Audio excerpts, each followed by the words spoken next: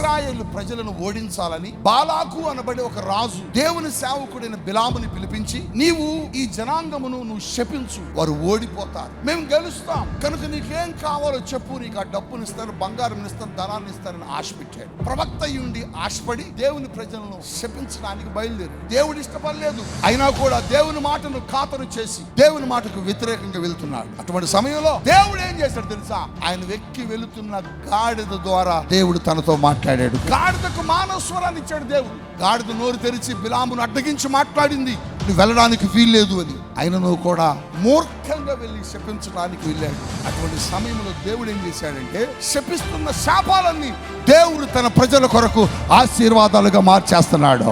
Pastor గారి మాటలు కూడా దేవుడు మార్చేసి దేవుడు తన ప్రజలకు అది ఆశీర్వాదకరంగా మార్చాడంటే, దేవుడు పాస్టర్ గారి వైపు ఉన్నాడా, విశ్వాస వైపు ఉన్నాడా? మీ వైపే ఉంటాడు. హల్లెలూయా.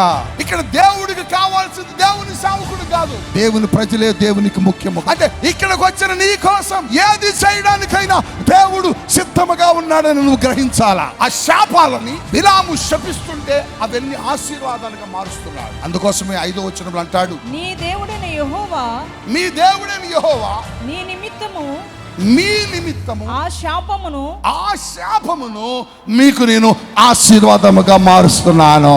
2025లో మీ శాపాలు, 2025లో మీరు అనుభవించిన శాపాలు మీకు ఈ సంవత్సరం ఏం కాబోతున్నాయంటే ఆశీర్వాదకరముగా మారబోతున్నాయి.